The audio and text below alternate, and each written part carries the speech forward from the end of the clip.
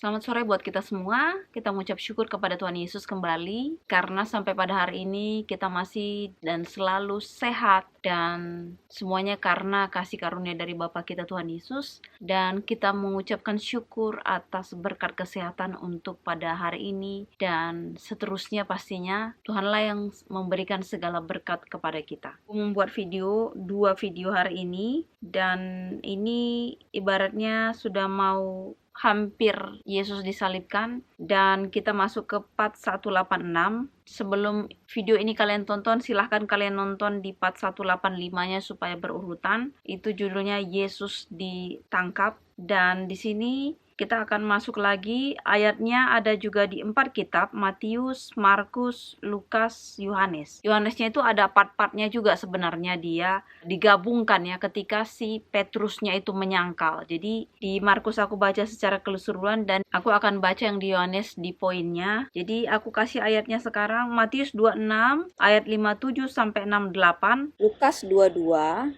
ayat 63 sampai 71. Dan kemudian di Yohanes 18 ayat 12 sampai 14, kemudian ayat yang 19 sampai 24 ya. Jadi aku akan baca yang di Markus ini. Markus 14 ayat 53 sampai 65. Yesus di hadapan mahkamah agama. Kemudian Yesus dibawa menghadap imam besar, lalu semua imam kepala, tua-tua dan ahli Taurat berkumpul di situ. Dan Petrus mengikuti dia dari jauh sampai ke dalam halaman imam besar, dan di sana ia duduk di antara pengawal-pengawal sambil berdiam dekat api. Imam-imam kepala malah seluruh mahkamah agama mencari kesaksian terhadap Yesus supaya ia dapat dihukum mati, tetapi mereka tidak memperolehnya. Banyak juga orang yang mengucapkan kesaksian palsu terhadap dia, tetapi kesaksian-kesaksian itu tidak sesuai yang satu dengan yang lain. Lalu beberapa orang naik saksi melawan dia dengan tuduhan palsu ini. Kami sudah mendengar orang ini berkata, "Aku akan merubuhkan bait suci buatan tangan manusia ini, dan dalam 3 hari akan kudirikan yang lain yang bukan buatan tangan manusia." Dalam hal ini pun kesaksian mereka tidak sesuai yang satu dengan yang lain. Maka imam besar bangkit berdiri di tengah-tengah sidang dan bertanya kepada Yesus, katanya, "Tidakkah engkau memberi jawab atas tuduhan-tuduhan saksi-saksi ini terhadap engkau?" Tetapi ia tetap diam dan tidak menjawab apa-apa. Imam besar itu bertanya kepadanya sekali lagi, katanya, "Apakah engkau Mesias, anak dari yang terpuji?" Jawab Yesus, "Akulah dia, dan kamu akan melihat Anak Manusia duduk di sebelah kanan yang Maha Kuasa dan datang di tengah-tengah awan-awan di langit." Maka imam besar itu mengoyakkan pakaiannya dan berkata, "Untuk apa kita perlu saksi lagi? Kamu sudah mendengar hujatnya terhadap Allah. Bagaimana pendapat kamu?" Lalu dengan suara bulat mereka memutuskan bahwa dia harus dihukum mati. Lalu mulailah beberapa orang meludahi dia dan menutupi mukanya dan meninjunya sambil berkata kepadanya, "Hai Nabi, cobalah terka." Malah para pengawal pun memukul dia. Jadi di sini kalau kalian baca, aku tadi udah baca di Matius, Markus, Lukas ya, kemudian di Yohanes itu ada campuran dengan ketika Petrus menyangkal, nanti itu masuk ke besok. Ketika di sini dikatakan di hadapan mahkamah agama. Jadi di sini mahkamah agama itu adalah Hanas dan Kayafas. Si Hanas ini adalah mertuanya si Kayafas. Dia itu adalah kepala imam ya. Kalau kita baca yang di Yohanes 18 ayat 13 sampai 14. Lalu mereka membawanya mula-mula kepada Hanas, karena Hanas adalah mertua Kayafas yang pada tahun itu menjadi imam besar, dan Kayafaslah yang telah menasihatkan orang-orang Yahudi adalah lebih berguna jika satu orang mati untuk seluruh bangsa. Ya, jadi di sini dikatakan sebenarnya di sana banyak saksi-saksi palsu. Ibaratnya gini, "Oh Yesus itu begini, oh Yesus ini." Pada faktanya bukan seperti itu, karena ditanya satu saksi sama yang lain itu nggak matching. Jadi kelihatan sebenarnya itu pembohongan ya. Kelihatan sebenarnya itu dibuat-buat. Tetapi Yesus diam. Di sini dikatakan ya, dari 61, Tetapi ia tetap diam dan tidak menjawab apa-apa. Imam besar itu bertanya kepadanya, sekali lagi katanya, apakah engkau Mesias, anak dari yang terpuji? Jawab Yesus, baru jawab dia, akulah dia, dan kamu akan melihat anak manusia duduk di sebelah kanan yang maha kuasa dan datang di tengah-tengah awan di langit. Maka imam besar itu mengoyakkan pakaiannya dan berkata, untuk apa kita perlu saksi lagi? Kamu sudah mendengar hujatannya terhadap Allah, bagaimana pendapat kamu? Lalu dengan suara bulat mereka memutuskan bahwa dia harus dihukum mati. Lalu mulailah beberapa orang meludahi dia dan menutupi mukanya dan meninjunya sambil berkata kepadanya, "Hai Nabi, cobalah terka." Malah para pengawal pun memukul dia. Lalu mulailah mereka, orang-orang banyak itu meludahi Yesus, ada yang mukul ya. Bahkan kalau kalian baca di Matius dan Lukas itu juga ada yang ibaratnya mengatakan gini, ayo tebak siapa yang memukul kamu. Ya, jadi orang-orang pada saat itu memang barbar sekali ya. Kalau aku mau bilang tuh kurang ajar semua rata-rata. Tapi beginilah. Kalau kita mau katakan ini kurang ajar gitu, tapi ketika Yesus mati di kayu salib, dia mau menyelamatkan dosa kita. Termasuk kekurang ajarannya aku sendiri ya. Aku melakukan banyak dosa-dosa yang tidak sesuai, tidak berkenan di hadapan Bapa itu. Dan intinya kalau membaca ini kayaknya rasanya emosi kita itu seperti mau meledak ya. Karena kita merasa kok kurang ajar sekali itu orang. Mau pukul Yesus, ya meludahi, bahkan sampai dipukul gitu. Terus tebak ayo siapa? Karena Yesus ditutup matanya ya. Kemudian mereka meludahi, mengolok-olok, pokoknya terhina sekali lah dibuat Yesus itu. Dan kalau mau nonton, kita sampai nangis, dan bahkan kalau membaca ini aja kita emosi ya, kadang-kadang lihat orang-orang yang berperilaku barbar itu. Tetapi aku masuk ke dalam ini lagi, ketika aku merenung, aku adalah salah seorang yang kurang ajar itu sebenarnya. Dan ketika aku dulu-dulunya itu betah dengan dosa-dosaku ya. Ketika aku dulu-dulunya itu betah dengan segala kekhawatiranku, betah dengan segala kesombongan, betah dengan segala keegoisan dan sebagainya itu yang melekat di hatiku. Aku sebenarnya ada di pihak orang-orang barbar yang pada saat meludah, memukul Yesus dan kemudian pura-pura, ayo siapa yang pukul aku? Kita nggak sadari selama hidup kita itu, ketika kita pun bisa jadi membohongi orang, kita melukai orang, kita tidak adil ya, kita tidak penuh empati dengan orang, respect, itu sudah sama dengan ketika kita memukul Yesus, kemudian kita tanya, ayo siapa yang pukul? Itulah di sini ketika kita memang benar-benar membaca ini, ketika kita merenungkan itu, Roh Kudus akan seperti kayak mengingatkan kita, itulah engkau dulunya. Ketika engkau tidak dimurnikan, engkau tidak dibaptis dengan roh. Kalau aku dari baptis dari air, diselamkan, aku sudah. Tetapi Yesus itu membaptis kita dengan roh dan kebenarannya. Makanya ketika kita dibaptis dengan air, ya secara simbolik itu, tapi kalau kita tidak dibaptis juga dengan kebenaran, bagaimana caranya kita baca firman Tuhan ini? Kita selami firman Tuhan ini, kita renungkan. Ketika kita renungkan, kita pasti meneteskan air mata ya. Kita mengingat dosa-dosa kita yang lalu, kita mengingat kemarahan kita dulu, kepahitan ya. Padahal sebenarnya Yesus mengalami hal-hal itu untuk menyelamatkan kita. Tapi kita membiarkan hal-hal yang pahit itu menguasai kita. Padahal udah dibilang udah lunas gitu. Tetapi kita masih di dalam atau di bawah dosa-dosa itu. Ya, di bawah penghukuman itu seolah-olah. Padahal Tuhan udah bilang, udah lunas Uli, utang-utangmu udah lunas, kata Tuhan. Tetapi kita tetap masih seperti hidup di dalam dosa itu. Kenapa? Karena kita belum dibaptis secara roh dan kebenaran. Itu tadi apa? Baca firman Tuhan ini. Dengan kita membaca firman Tuhan ini, dengan kita minta Roh Kudus memampukan kita. Jadi ketika kita sudah dibaptis, diselamkan di dalam air, secara simbolik kita sudah hidup baru, kita bukan langsung free-free gitu aja hidup dalam dosa, bukan seperti itu. Tetapi kita tetap harus pegang firman Tuhan ini, harus terus-menerus. Kemudian di sini lagi dikatakan, aku akan baca yang di Yohanes 18 ayat 19 sampai 24. Maka mulailah imam besar menanyai Yesus tentang murid-muridnya dan tentang ajarannya. Jawab Yesus kepadanya, aku berbicara terus terang kepada dunia. Aku selalu mengajar di rumah-rumah ibadat dan di bait Allah di tempat semua orang Yahudi berkumpul. Aku tidak pernah berbicara sembunyi-sembunyi. Mengapakah engkau menanyai aku? Tanyailah mereka yang telah mendengar apa yang kukatakan kepada mereka. Sungguh mereka tahu apa yang telah kukatakan. Ketika ia mengatakan hal itu, seorang penjaga yang berdiri di situ menampar mukanya sambil berkata, "Begitukah jawabmu kepada imam besar?" Jawab Yesus kepadanya, "Jikalau kataku itu salah, tunjukkanlah salahnya. Tetapi jikalau kataku itu benar, mengapakah engkau menampar aku?" Maka Hanas mengirim dia terbelenggu kepada Kayafas, imam besar itu. Jadi pada saat itu si Kayafas itu adalah imam besar ya, tapi di sini dikatakan seperti tadi,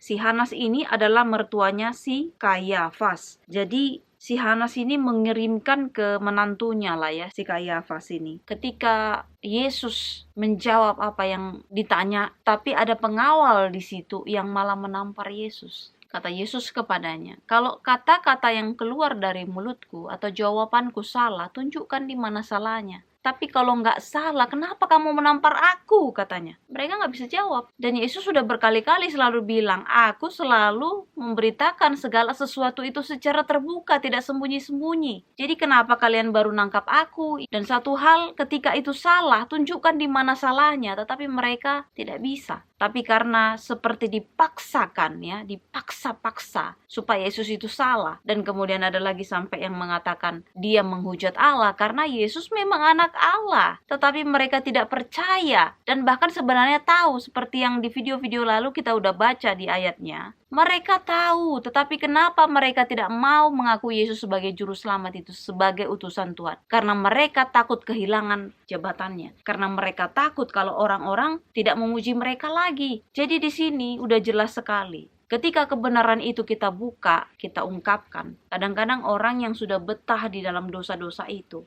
mereka nggak suka. Kenapa? Karena mereka akan dilihat orang dosa-dosa mereka. Makanya ketika ada orang contohnya hidup di dalam dosa, kemudian diperbaiki. Nah pasti dong dia malu. Atau pasti dong nanti dia akan dikucilkan dalam tanda kutip. Misalnya dia itu yang biasanya dihormati. Ketika terbuka dosa-dosanya kelihatan, pasti dia malu. Pasti dia tidak akan ibaratnya dihargai lagi. Nah manusia takutnya itu dengan orang. Karena apa? Dibilang di firman Tuhan, mereka lebih takut dengan manusia daripada dengan Tuhan itu sendiri. Mereka lebih mencintai kehormatan manusia daripada Tuhan itu sendiri. Jadi rema atau poin dalam hari ini firman Tuhan, jangan pernah takut katakan kebenaran ini. Jangan pernah malu katakan Yesus itu Tuhan dan Juru Selamat. Jangan pernah malu mengabarkan Injil. Karena Tuhan sudah bilang, kalau engkau mengabarkan Injil, mengakui aku di depan manusia, aku juga tidak akan malu mengakui engkau sebagai anakku di depan Bapa. Jadi ketika kita malu di depan manusia, kita pun tidak diakui Bapa. Ya, jadi aku nggak mau, lebih baik lah mau manusia bilang apa kek. Yang penting selama Tuhan Yesus, selama Bapa kita itu melekat pada kita, tidak ada ketakutan, tidak ada segala sesuatu hal yang bisa merenggut kebahagiaan kita. Kata Tuhan apa? Kebahagiaan yang sejati yang ada padamu tidak akan bisa diambil siapapun juga. Kenapa? Karena dia tumbuh. Ya, jadi saat-saat sekarang ketika Yesus udah mengalami yang namanya pukulan seperti itu, dia tinggal ibaratnya dia tinggal pasrahkan ya. Dia tinggal pasrahkan dan dia tidak ada kata-kata lagi mau mati rasanya, tapi dia sudah posisinya dia sudah pasrah di sini. Makanya di video yang lalu itu benar-benar ketika itu belum terjadi, memang ketakutan yang belum terjadi itu benar-benar merasuki sampai ke ubun-ubun. Karena belum terjadi itu kita pikirannya. Jadi sebenarnya kalau pas kita hadapi itu, pasrah itu apalagi sama Tuhan ya, berserah ya. Bukan pasrah sebenarnya. Berserah sama Tuhan lebih tepatnya. Kalau kita berserah sama Tuhan dan Tuhan menguatkan kita. Tapi ketika kita masih ragu-ragu, ketika kita takut-takut, itu tuh pikiran itu lebih tajam ya.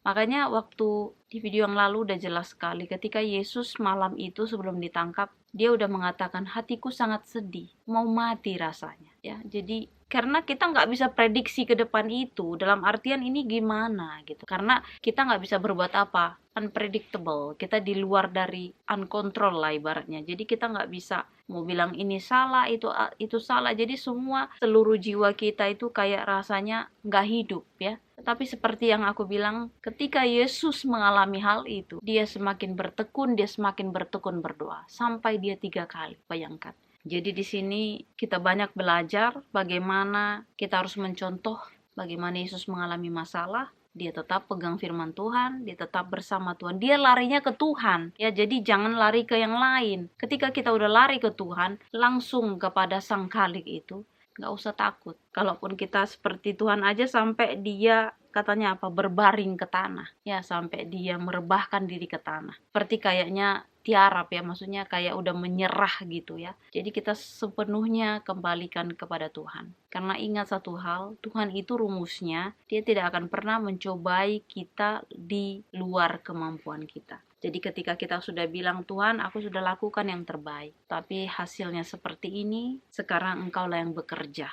Karena ini adalah keajaiban yang bisa. Keajaiban itu hanya milik Tuhan. Kebenaran itu hanya milik Tuhan. Jadi kita harus tahu posisi ibaratnya kemudi kita itu kemana. Jangan salah arah. Jadi kalau kita udah tahu kebenaran itu, udah tahu bahwasanya pemulihan itu hanya ada di dalam Tuhan itu sendiri. Jangan ke sana lagi, minggir ke kanan kiri. Gak usah, langsung aja. Walaupun kelihatannya kayaknya nggak ada harapan, kelihatannya. Karena apa? Kita terbatas, kita limited. Tapi kalau kita mau melakukan hal-hal yang luar biasa, kita bisa mengalahkan si iblis itu tadi apa? Selalu berada di dalam jalan-jalan Tuhan. Selalu hati kita sama Tuhan. Hati kita ini penuh, jiwa kita penuh. Jadi kita tidak bisa dimanipulasi. Sekalipun itu ada masalah, sekalipun itu ada sakit penyakit, contohlah Tuhan Yesus. Dia tinggal merebahkan diri kepada Tuhan Yesus. Dia berdoa, dia bawa semua. Beban itu dia bawa di hadapan Bapa. Dan biarlah kehendak-Mu yang jadi. Kenapa? Karena ketika kita menghadapi masalah itu, ketika kita menghadapi ujian itu, yang berperkara itu, yang menghadapi itu sebenarnya Tuhan. Kenapa? Karena kita sudah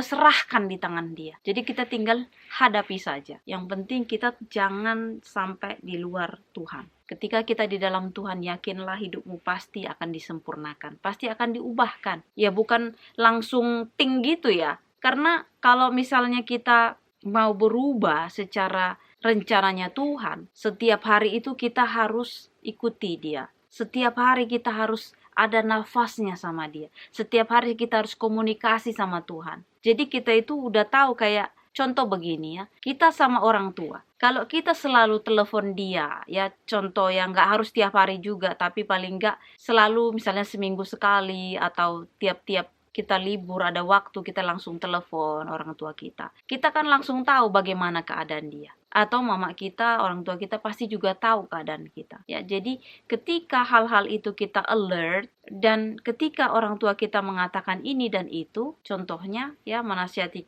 kita sejalan, kita satu, tidak berbeda. Makanya ketika kita di dalam Tuhan, katanya apa? Ketika engkau melakukan firman-Ku, ketika engkau di dalam Aku, kau adalah sama dengan Aku. Bukan sama dengan Tuhan jadi Tuhan, bukan. Aku di dalam kamu, kamu di dalam Aku, kata Tuhan. Jadi ketika kita benar-benar bersama dengan Tuhan, kita tahu maunya Tuhan itu dalam kehidupan kita. Kita tahu Dia mau ini dari kita. Sehingga kita pun hidup itu, menjalani itu, semuanya based on Tuhan mau. Tetapi kalau kita di luar Tuhan, kadang-kadang ada selalu pertanyaan begini, bagaimana sih dengar suara Tuhan? Seringnya pertanyaannya. Aku juga dulu sebelum aku dalam tanda kutip bukan jadi kayak sok-sok suci begitu, tapi sebelum aku melekat ya, sebelum aku baca firman Tuhan setiap hari, sebelum aku selalu doa tiap hari yang melekat seperti sekarang ini, aku kalau dengar orang ngomong,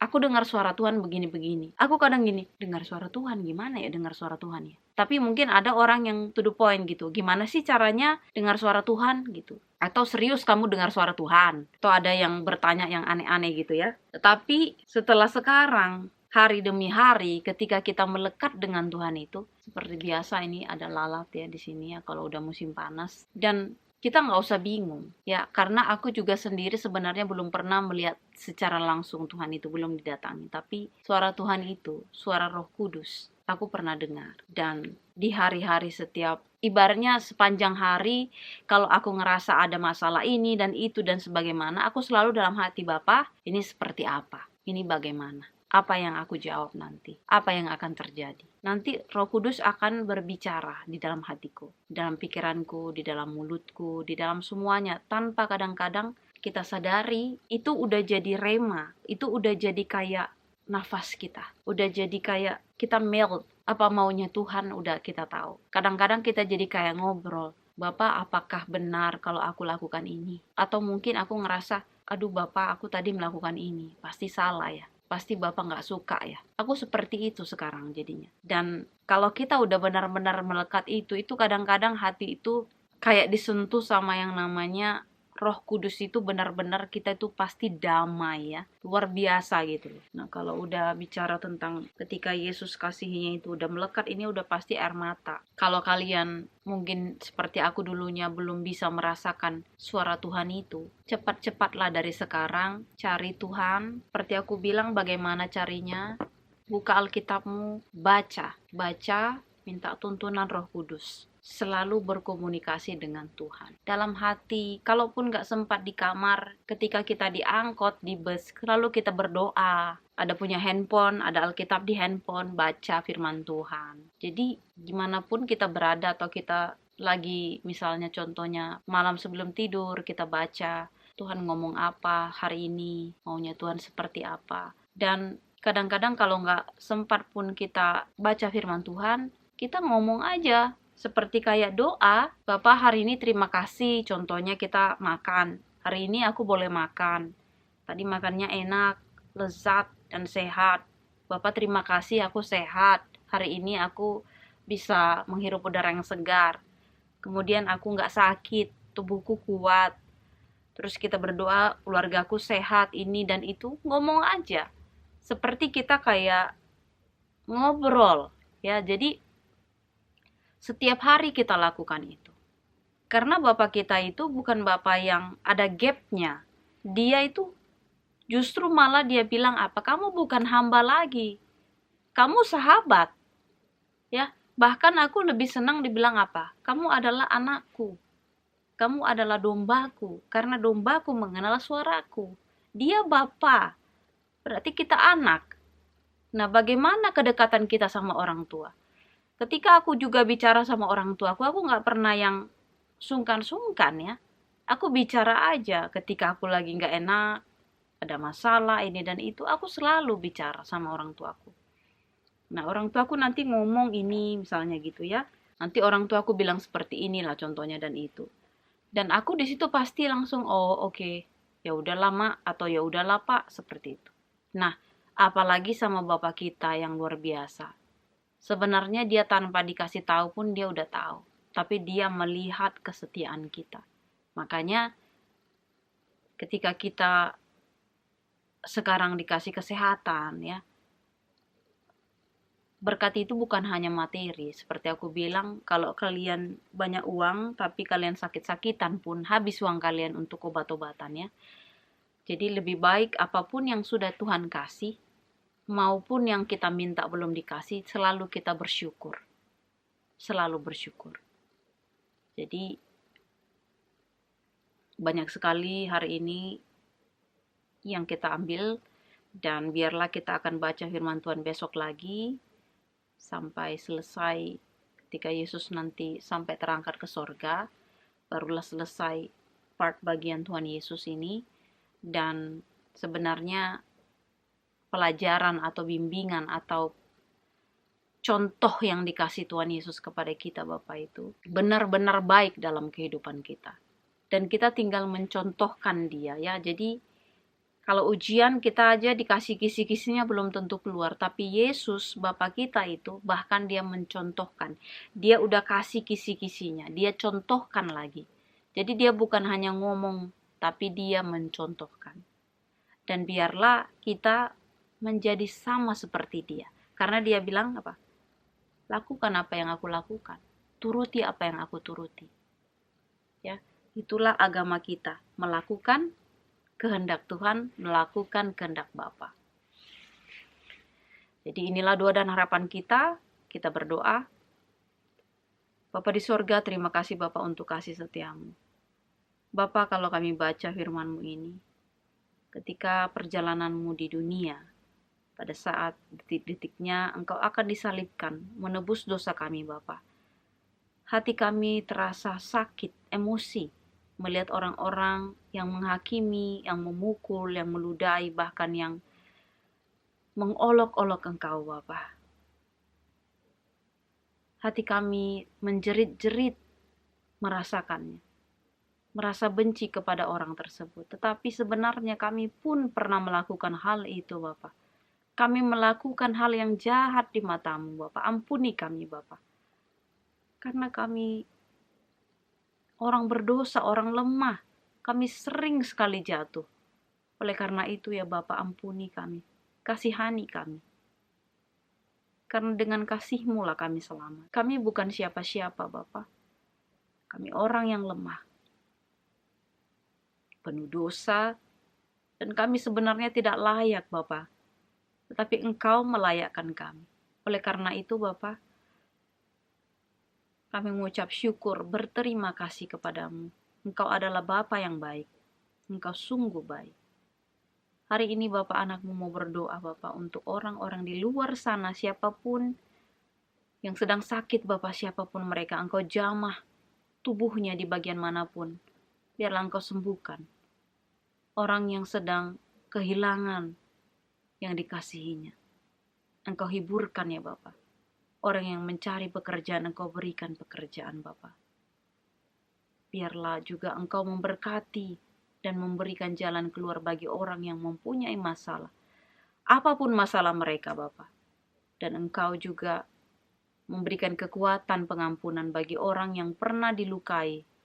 Baik dari keluarganya, temannya, siapapun yang pernah melukainya. Berkati dia Bapa. Berikan kekuatan supaya dia mengampuni dirinya sendiri juga. Baik siapapun yang pernah melukai hatinya. Biarlah juga dia tetap berada di jalan-Mu Bapa. Sempurnakan doa kami ya Bapa. Hapuskan segala dosa dan pelanggaran kami supaya setiap berkat yang akan Kau berikan kepada kami tidak terhalang. Kami berdoa di dalam nama Tuhan Yesus Juru Selamat dan Penebus kami yang hidup. Amin. Terima kasih sudah menonton video ini. Jangan lupa like, subscribe, dan di-share. Kalau kalian punya komen, silakan di komen. Tuhan Yesus memberkati. Amin.